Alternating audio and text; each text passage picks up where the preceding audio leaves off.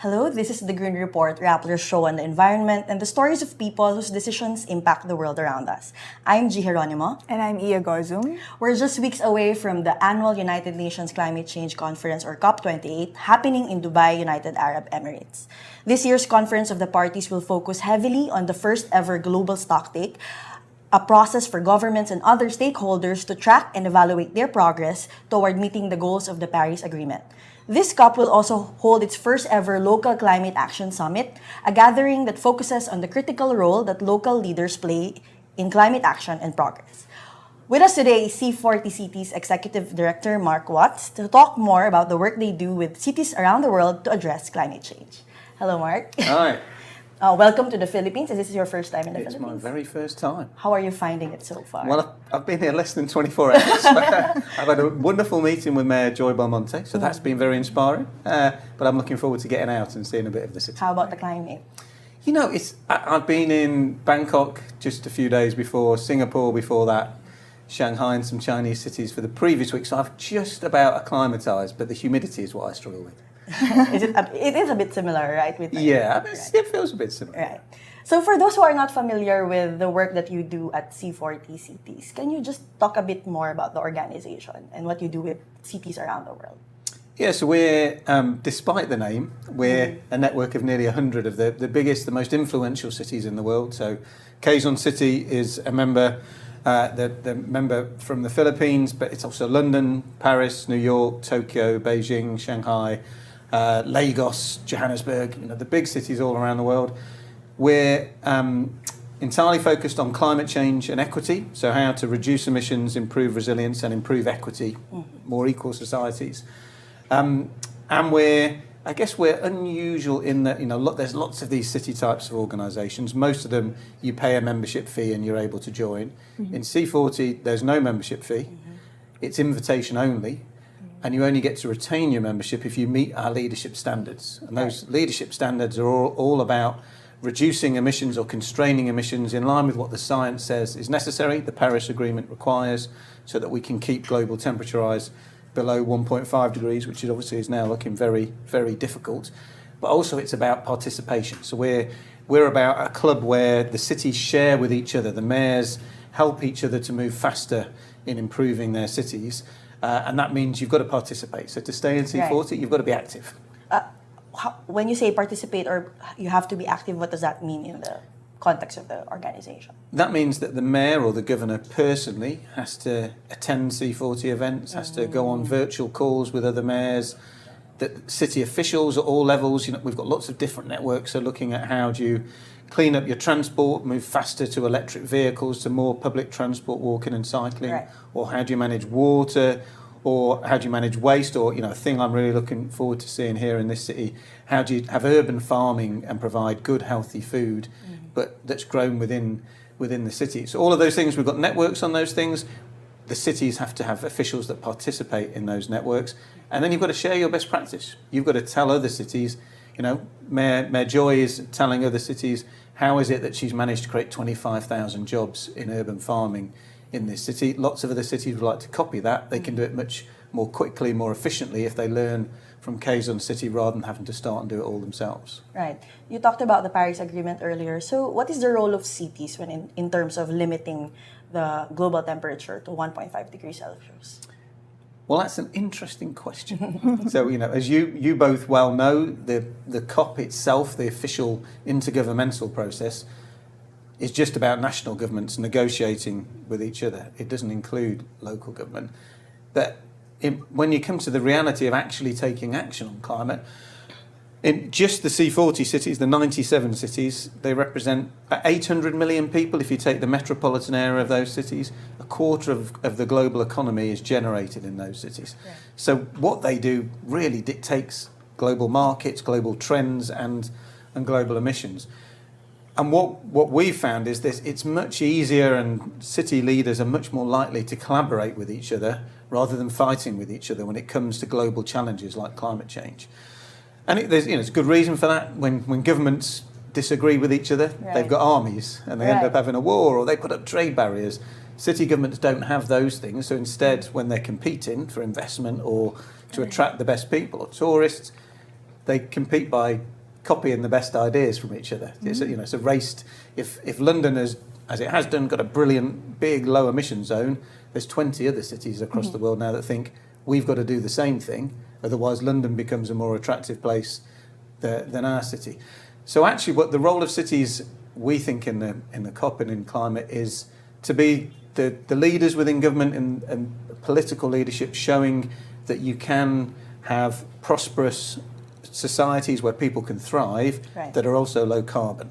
And it's, our big cities, they're the place where people dream of living, right, where dreams are made, where the future happens first in these big cities. So if they can show that it's possible to stay within that 1.5 degree limit, then we hope that the rest of the world will see that's a reality that's available to everybody. You talked about the dream of living in a city. In the Philippines, that's especially true because people from the provinces, they would always, or from the rural areas, right? They would always send their children to school here in Manila, in the cities, and that's their dream, to be here, because being here means jobs, means opportunities.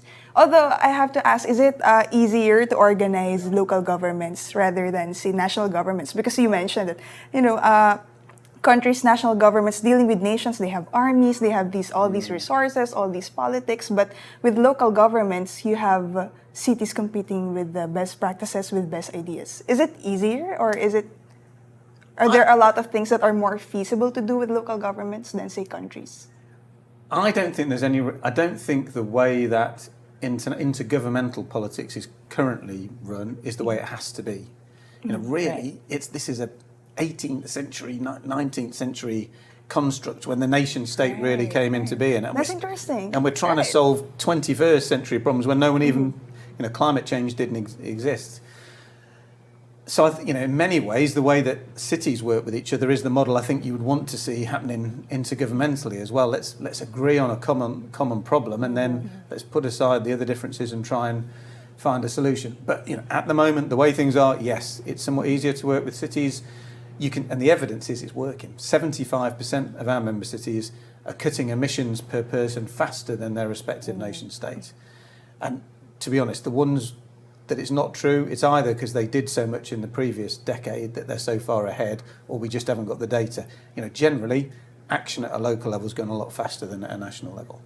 You've said earlier that C40 is an invitation-only organization. What is it about Belmonte's leadership, or Quezon City in general, that made them a member of C40? Well, we always look for things that are unique to one place, but that other cities would want to copy.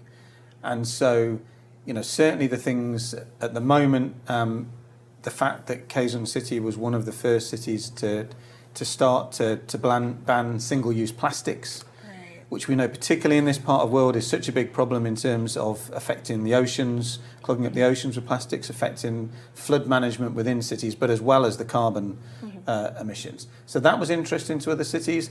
The thing that's really caught my imagination, and that where Mayor Belmonte has been an incredible leader within C40, is that move during the pandemic, when the city was struggling to get the right food supplies in and there was loss of employment for lots of people within the cities, to see that there was an opportunity to have urban agriculture that could produce healthy food, create jobs. I think 25,000 jobs now created in that urban agriculture programme, and link that also to a programme of healthy meals in schools so that people start life with healthier food.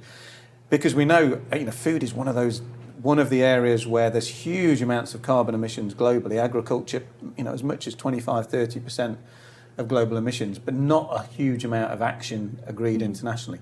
So there are lots and lots of cities looking at what Quezon City is doing on that.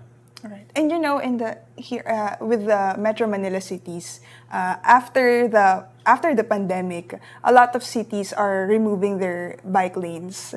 But Quezon City is the sole city that's actually expanding their bike lanes now. Anyway, are there other cities in the Philippines that you see as promising as Quezon City, or? Well, this is my first ever time in the Philippines. I'm ashamed to say. So, and without even 24 hours. Not even 24 You're already asking for another city. I'm really pleased to hear you say that about the cycle lanes, because it's not possible to have a sustainable city without sustainable transport, and the bedrock of that in the really big cities has to be public transport, mass transit. But actually, I think there's still such untapped potential for allowing people the freedom to be able to ride a bike. And this is actually how I started my career in government, in city government in London. One of the things I worked on was introducing cycle lanes across London when I worked for former Mayor Ken Livingstone. And it was amazing at that time. I'm old, so this is going back 20 years, but when I first proposed in the Mayor's Cabinet that we should start investing in cycle lanes, I was quite literally laughed at. Because, all the older transport professionals just thought, what is this kid? No, this is rubbish. We want to get people around. Really, for first world city? They want to be on metro. Yeah, exactly. Right, First world city. We're not going backwards to the old days when people cycled. And I think at that time we invested something like, out of a transport budget of £3 billion, I think 5 million was put into cycling. And I just asked for 50 million. I said, increase it by 10 times, but it's still only 50 million. Right. And let's see what we can do. And the change, and I'm not claiming anything like the credit for it, but the change as progressive mayors, the current mayor, Sadiq Khan, has really invested in cycling. It's now gone from something like 0.2% of trips by bicycle to over 5%. And in some of the areas where younger people live, the commute to work in the morning, 20 or even 30% of trips by bike. And these people, they're healthier as a result of it. The air pollution is going down because we're taking out cars, and even the old buses were polluting. And it's just a joy to see people, using human power on a There's pedal something power. about people biking. But how long did that take? That change? I mean, it's been a transition over 20. We started that 2001, 2002, 22 20 years. But there are. If it took you 20 years, how long will it take us? But actually, it's a really big change to go from 0.2% to Right. 5%. You ask the transport officials who are desperately working out how to add capacity to a metro or to a bus, and we're confronting hundreds of millions or billions of cost in doing that. All they're trying to do is add capacity of 0.5% or 1%. So that cycling is so cheap to get really big benefits. Cycling is really a rabbit hole. One day you're riding a bike, the next day you're a climate activist. Anyway, speaking of clean transport, just to help our viewers and our listeners visualize, what a green city is. What are clean infrastructure or measures that you hope to see in many cities in the future? Well, I think I have a bit just seen the future. I've just been in Shanghai and Guangzhou. Cities that I've been, in the case of Shanghai, I've been visiting on and off over 20 years, but hadn't been back to since the pandemic. And the change is so extraordinary. These were a really congested, quite dirty city, really noisy with all of the traffic pollution, and quite grey, really, with all the concrete and infrastructure, this massive infrastructure that had been built very, very quickly. And they had, the first time I was there, I think they were just finishing the second metro line. Now in Shanghai, 17 metro lines and a further 10 under construction. 90% of all the buses on the road, and there are 13,000 of them, so a very, very big fleet, are electric. They'll finish the final 10% very soon. 100% of all the taxis are electric. 100% of all the mopeds are electric, and 34% of the cars on the road are electric. And the result is, you can see the sky again, it's blue, which has a beautiful contrast now with all the greenery that's been, it looks like Singapore now. Sort of green everywhere, flowers lining the roads, trees everywhere, parks being, as they expand the city, they're putting in huge amounts of parks. And it's so much quieter because electric vehicles produce almost no noise. So I'm not saying it's perfect. It is not perfect. No big city is perfect, but you can see there what's possible in a really big city in a relatively short space of time. And what isn't there, given what we've just been talking about, that I was a bit disappointed at the level of cycling, because there were more people cycling last time I was there. I don't know what's happened there, but if you could combine that perhaps with the way that Copenhagen and Amsterdam in Europe have got sometimes half of the people travelling to work do so by bike, in a very walkable city where the river is also used. Now that's my vision of what a clean green transport system looks like. Right. Is it a pipe dream I don't want for the Philippines? It's not, because this change is happening in China in a really short space of time, and I think it shows what you can do if there's a real focus and all the different levels of government come together, and that's the challenge in most parts of the world to get that coherence. But for example, China didn't, when it started out dealing with what was the worst air pollution in the world in its cities only a decade ago, it didn't have an electric bus infrastructure. It didn't have electric vehicle manufacturing capacity. It's had to create that itself to solve a problem. And in under a decade, Beijing has halved its air pollution. Cut it in half is an extraordinary thing to do. But part of on the way to that, Guangzhou, where I was, when the city there couldn't get the kind of shift to electric vehicles that it needed to reduce air pollution, to save people's lives, improve health, they invested in creating their own electric car company. It's now the third biggest electric vehicle manufacturer in the world, and it's owned by the city government. So how do you think those who have a stake here, how do we rally our local leaders to really include climate change in their processes and plans? And how do your member cities do it? And how do their residents do it?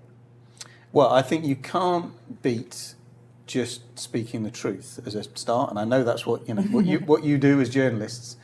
But the necessity of this is a crisis on the climate. Right. There's no other way around it. I'm an optimist, and I love to talk about the positive change and how things are getting better, which they are in many ways. But the future of human life is under threat unless we can rapidly and very significantly cut emissions. And rapidly means in the next 3-4 years, not in a decade.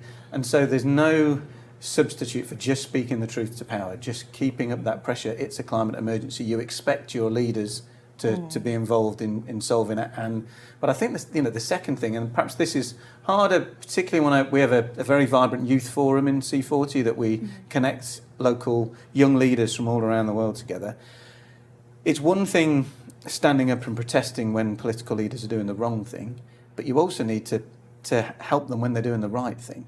Right. Because particularly what I see at the moment is in our cities around the world, because there is so much money to be made still in selling oil and gas and dirty old polluting cars and badly built homes and offices, that whenever a mayor does something to bring in a new building code, a green building code, as is being brought in Quezon City, that's designed to help improve air pollution, reduce emissions, make offices better places to live, homes better places to live, there's going to be someone who's going to put a lot of money in trying to stop that because they think it's going to hit their profit margin. Yeah. Or we see in the cities that have introduced clean air zones, often a huge lobby to try and prevent those measures, saying it's going to hurt jobs, no truth in that whatsoever, saying it's going to make it harder to get around the city. So you need people to stand up and support those measures when it's the right thing to do. And often that's a harder thing to do because you might not agree with the politician on everything else, but back them when they do the right thing on the environment. But how are you seeing in the cities that you work with? Are there more and more clamor for this, coming from the residents, from young people, to speak to their local leaders to urge them to really go green in their policies? Yeah, I mean, in general, in the time I've been working on this, climate and the environment in general has gone from being just a fringe issue that barely registered in opinion polls to now often air pollution being the top or one of the top 3 issues in lots of the big cities around the world, because very sadly there's no big city in the world that has air that the World Health Organization says is clean, fit to breathe. So that's really changed. I think now what you also see though is there's lots of business leaders that really want to use the power of their businesses to be mission driven to help change the world as well, and are ready to work with city governments. Certainly the youth movement has been the absolute strongest in really pushing that message about the climate emergency, but there are lots of older people's organisations that we work with as well around the world, and parents, the Mums for Lungs in Los Angeles, the same Mums for Lungs in London, totally different community organisations of basically, it's mostly mothers, but parents who've just got worried about the air their kids are breathing in when they take them to school. Right. And some people might wonder, with the enormity of the climate task, why cities? Why should we start with cities? Or what can cities really do? Well, I think start with what you can affect. Start with where you live. change the place that you live, be part of that change. And because of the nature of the job, mayors of cities are much closer to the local population than presidents and prime ministers, because you expect your mayor to be responsible for making sure that the roads are working, the waste is collected, and you blame them if they're not. So it's a more practical kind of job. It's a kind of doing things, getting things done, not kind of setting laws that last for many years and negotiating sort of trade agreements. But I think, even more, it's sort of where we started this conversation is it's a pretty terrible situation where we've known all the dangers of climate breakdown for 30 years. There have been treaties on it for 25 years, and still emissions are going up. Last year, when we know there shouldn't be a single dollar or cent invested in any new fossil fuels, oil, gas or coal, last year broke all records for the highest ever investment in fossil fuels. So we're going in the wrong direction. But here's a group of political leaders at the city level that have recognised the climate emergency. If they're a member of C40, they've put in place a real robust plan for how to cut emissions, and they're working together. They're willing to collaborate across different cultures, levels of economic development, different politics.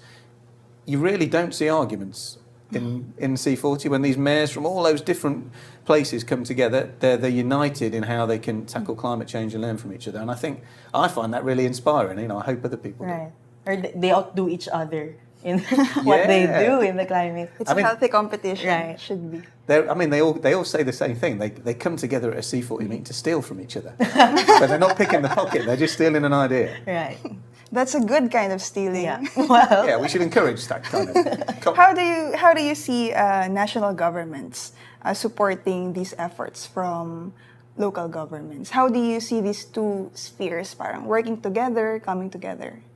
Well, there are some national governments that work very seamlessly at a local level, but it's not true generally. What we're saying at this COP that's going to be in a few weeks' time in Dubai, COP28, is look at what's being, to national governments, look at what's being delivered at the city level and really look at it properly. So we've done some research on this. We think that only about 30% of the nationally determined contributions, so the pledges that national governments have made for what their country will do to cut emissions under the Paris Agreement, we think only 30% of that have actually really considered what's being delivered at the city scale. So even if they just properly looked at it, they could increase the national commitment overnight. So one, have a proper look at it.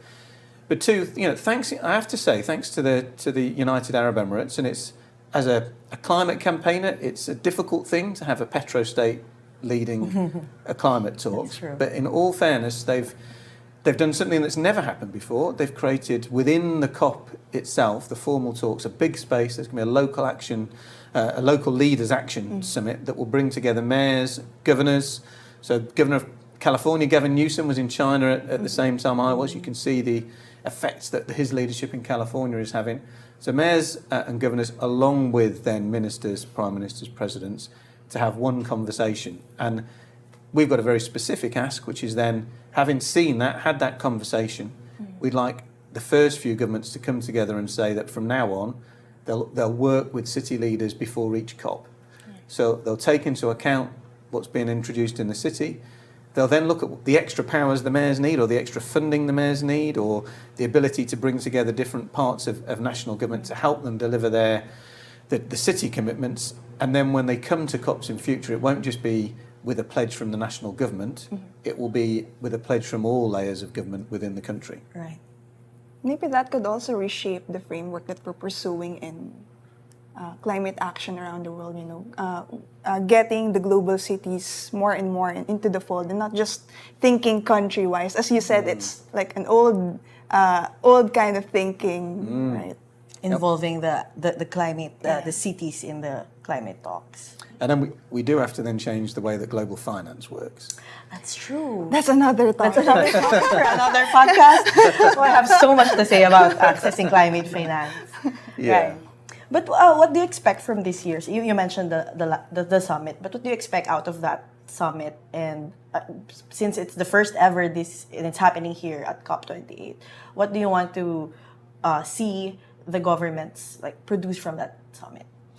Well, I think from the local leaders action summit, I'm hoping this is not the only time that local leaders are in the tent of the COP, part of the formal proceeding. It's the first time, and every COP thereafter will be the same. And I hope that we do get, let's just say, 4 or 5 governments that are willing to stand up at this COP and say, yeah, we recognise there's a lot happening at the local level that we're not taking account of, that we could support more. Because then by the time we come to COP30, which will be in Brazil, by which time, under the Paris Agreement, every government has got to have brought their national commitment actually in line with what the science says is necessary. We know almost none of them at the moment are anywhere near that. That they'll see working with governors, working with mayors as an opportunity, not a threat, it's an opportunity to bring that greater level of ambition. You know, the COP itself, and we can see the big thing that the UAE is trying to achieve is to get a commitment to treble the scale of renewable energy by 2030. I think that's possible. I hope that'll be an outcome. It's not enough. That's the trouble, because we can't solve the climate crisis by just building more green stuff. We've got to stop producing the pollution. So we've got to stop burning fossil fuels. And that's the really difficult thing. I don't think we're going to get a breakthrough on that this COP. That's where we hit the snag, stopping pollution. It's pretty obvious, isn't it? Yeah. But there's never been a COP. I think, you know, for most ordinary people, it's impossible to believe. We've had 28 years of climate talks. There's never been an agreement to cut oil or gas To phase production. out, right? Oh, coal to phase out, but oil and gas, not even that. There's never been any agreement to reduce oil and gas production. And this is what's killing us. So this has got to be, if it's not this COP, it's got to be the next COP. You do see at a city level, however. Right. So we've made a C40 as a whole. Our mission is not just to cut emissions. Our mission is to halve the use of fossil fuel in our member cities by 2030. Speaking of COP, I'd like to end with this. What do you think, what are you hoping out of the COP28 in terms of local leaders being heard at the table? Well, I hope the speeches and the contributions from the mayors at the local leaders summit are so amazing that next time they want them in the main sessions itself. They want all that positivity, all that energy. I'd like to hear in the corridors. I'd like to hear prime ministers stopping mayors and saying, how is it that you all work together? How come Chinese and American cities can work really well together? Filipino cities are copying ideas from their African counterparts. How is that happening when we're not able to do that? And then maybe that some of that kind of that magic kind of brushes off, and we start to see a change in the way that governments relate to each other. Well, that's our hope for this COP28. We have a lot of hope. Yeah, and We need that. what's really inspiring about cities doing their part in the climate task is that it's really inspiring because it's small places doing showing the world that it can be done, that it's not an impossible task. So, We're talking about small places, but we're also talking about dense populations. right. So And places where there are a lot of people who really want to see their cities changed for the climate. Thank you so much, Mark, for talking Thank you. to us. We really loved having you here. And that's a wrap. Thank you for tuning in. If you have any story ideas to pitch, you can reach us at Jee Geronimo or at Iya Gozum for Iya on X. See you in the next episode. bye. Bye.